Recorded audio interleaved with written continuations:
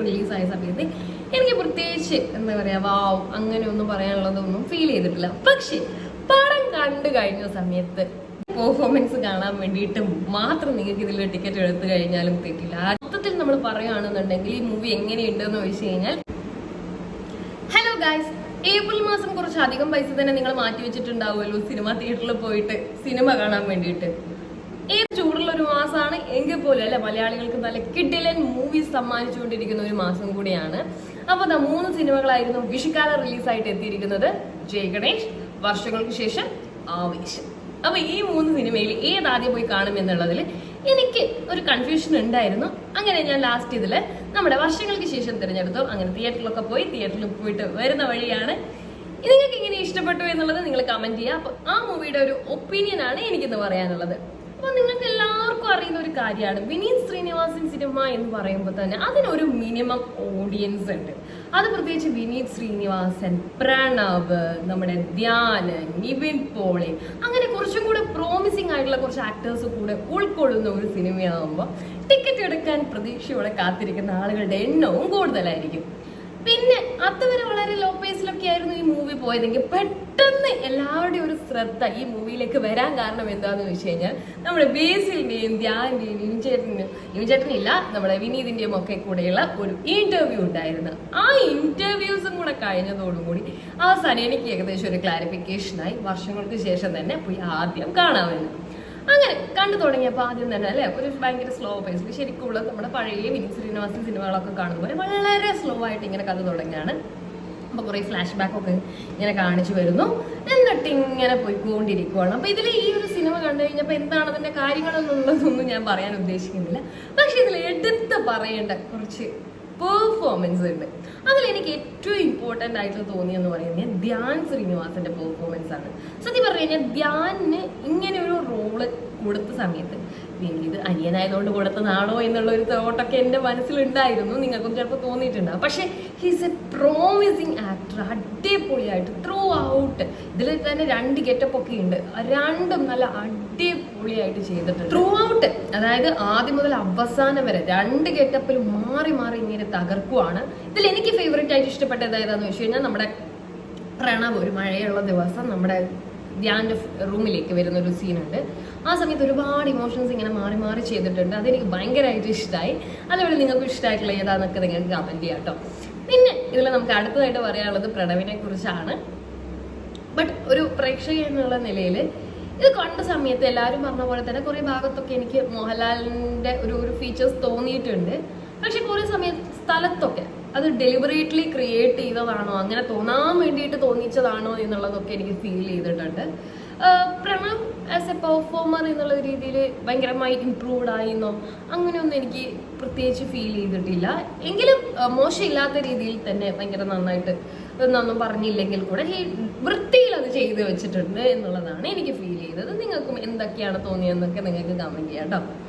പിന്നെ ഇങ്ങനെയൊക്കെ പോയി. പിന്നെ ഇതിൽ വളരെയധികം കോൺട്രിബ്യൂട്ട് ചെയ്ത ഒരാളെന്ന് പറയുന്നത് നമ്മുടെ ബേസിലാണ്. അപ്പൊ ബേസിലിന്റെയും ധ്യാന്റെമാരും കോംബോ നല്ല രസം ഉണ്ടായിരുന്നു നമുക്ക് ഇന്റർവ്യൂസിലൊക്കെ കാണാൻ.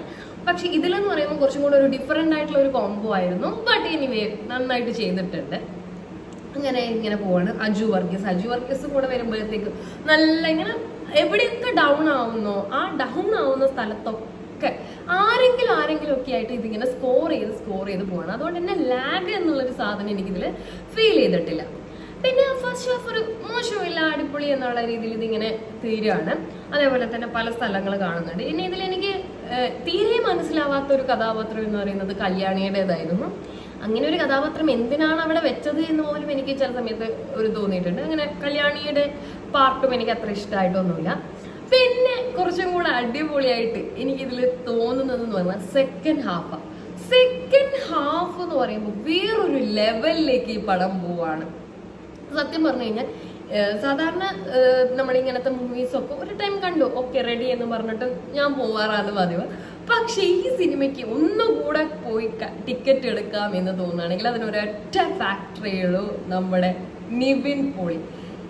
എന്തൊരു പെർഫോമറാണ് നിവിൻ പോളി എന്നുള്ളതാണ്. സത്യം പറഞ്ഞു കഴിഞ്ഞാൽ എല്ലാവരും പറയുന്ന പോലെ ഈ റോള്, അതായത് നിതിൻ പോളിയുടെ റോള് നിവിൻ പോളിക്ക് മാത്രമേ പറ്റൂ. സെൽഫ് ട്രോളുകളുടെ ഏറും കളിയാണ്. ഒരുപാട് സെൽഫ് ട്രോളുകളുണ്ട്. നമുക്ക് ആദ്യം മുതൽ അവസാനം വരെ ചിരിക്കാൻ കാരണമാവുന്നത് ഇവരുടെ ഈ സെൽഫ് ട്രോളുകളാണ്. ഇതിൽ ഹിമാലയത്തിലേക്ക് പോകുന്ന ഒരു സീന് പറയുന്ന ഒരു രംഗമുണ്ട്. അതേപോലെ തന്നെ നിവിൻ പോളി വരുമ്പോഴത്തേക്ക് പിന്നെ ഒന്നും പറയാനില്ല. ചിരിച്ച് ഫാമിലി ഓഡിയൻസും അല്ലാത്തവരും ഒക്കെ അറമാദിക്കുന്ന രംഗമാണ് നിവിൻ പോളിയുടേത്. എനിക്കിതിൽ പല നിവിൻ പോളിയുടെ മാനറിസം കണ്ടപ്പോൾ നമ്മുടെ റോബിൻ രാധാകൃഷ്ണനെയൊക്കെ ഓർമ്മ വന്നിട്ടുണ്ട്. നിങ്ങൾക്ക് ഓർമ്മ വന്നിട്ടുണ്ടോ എന്നൊന്ന് കമന്റ് ചെയ്യണേ.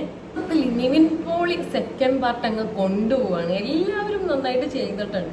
അപ്പൊ ആസ് മൊത്തത്തിൽ നമ്മൾ പറയുകയാണെന്നുണ്ടെങ്കിൽ ഈ മൂവി എങ്ങനെയുണ്ടെന്ന് ചോദിച്ചു കഴിഞ്ഞാൽ എനിക്കൊരു ഇതില് ഒരു 8 ഔട്ട് ഓഫ് 10 കൊടുക്കാൻ പറ്റിയ ഒരു മൂവിയാണ്. ചില ആളുകൾക്ക് ഇത് ഭയങ്കര ക്രിഞ്ചായിട്ടൊക്കെ ഫീൽ ചെയ്തിട്ടുണ്ടാവും. ബട്ട് എനിക്കിത് നല്ല ഇഷ്ടമായി. അതായത് ഒരു എൻജോയ് ചെയ്ത് വളരെ രസകരമായിട്ട് ചിരിച്ചിട്ടൊക്കെ കാണാൻ വേണ്ടി പറ്റിയ ഒരു പടം തന്നെയാണിത്. ഇനി ഇതിൽ എടുത്തു പറയേണ്ടത് ഇതിലെ പാട്ടുകളാണ്. പാട്ടുകൾക്ക് വളരെ ഇമ്പോർട്ടൻ്റ് ആയിട്ടുള്ള ഒരു റോളുള്ള ഒരു സിനിമയാണ് നമ്മുടെ വർഷങ്ങൾക്ക് ശേഷം.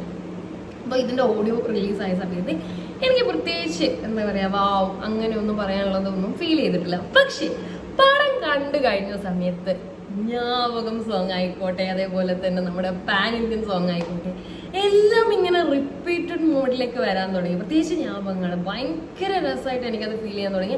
ആദ്യം കേൾക്കുമ്പോൾ നമുക്ക് അത്ര ഇഷ്ടപ്പെട്ടില്ലെങ്കിൽ പിന്നീട് നമ്മുടെ ഫേവറേറ്റ് സോങ്സിലൊന്നായിട്ട് മാറാണ്. നമ്മുടെ അമൃത് രാംനാഥാണ് ഇതിൻ്റെ മ്യൂസിക് ഡയറക്ടർ. നല്ല രസമുണ്ട് അദ്ദേഹത്തിൻ്റെ പാട്ട്. ഞാൻ ആദ്യം ഈ പാട്ട് പാടുന്ന സമയത്ത് ഇതിൻ്റെ ഒരു വീഡിയോ ഇറങ്ങിയ സമയത്ത് ഞാൻ ചോദിച്ചത് ഇത് ധ്യാൻ ആണോ എന്ന് എനിക്ക് പെട്ടെന്നൊന്ന് തോന്നിപ്പോയി. പക്ഷെ അമൃത് നന്നായിട്ട് തന്നെ ഇത് കമ്പോസ് ചെയ്ത് വെച്ചിട്ടുണ്ട്. സൂപ്പർ. അതേപോലെ തന്നെ നല്ല ഒരുപാട് സീനുകൾ നമുക്ക് കണ്ണു നിറയാനും അതേപോലെ തന്നെ ഭയങ്കര ഫീൽ ഗുഡ് ആവുന്ന ഒരുപാട് സീനുകളുണ്ട്. എസ്പെഷ്യലി ഇതിൻ്റെ ക്ലൈമാക്സ് അത് ഭയങ്കര ഒരു ട്വിസ്റ്റായിട്ട് എനിക്ക് ഫീൽ ചെയ്തു. സോ നിങ്ങൾക്ക് എന്തായാലും ഫാമിലി ആയിട്ട് പോയിട്ട് എൻജോയ് ചെയ്യാൻ വേണ്ടി പറ്റുന്ന ഒരു പടമാണ്. നിവിൻ പോളിയുടെ പെർഫോമൻസ് കാണാൻ വേണ്ടിയിട്ട് മാത്രം നിങ്ങൾക്ക് ഇതിൽ ടിക്കറ്റ് എടുത്തു കഴിഞ്ഞാലും തെറ്റില്ല. അടിപൊളിയായിട്ട് മൂപ്പര് ചെയ്തു വെച്ചിട്ടുണ്ട്. പ്രണവ് ആയിക്കോട്ടെ, അതേപോലെ തന്നെ ധ്യാൻ ആയിക്കോട്ടെ, എല്ലാവരും അവരുടെ പാട്ട് അടിപൊളിയായിട്ട് തന്നെ ചെയ്തിട്ടുണ്ട്.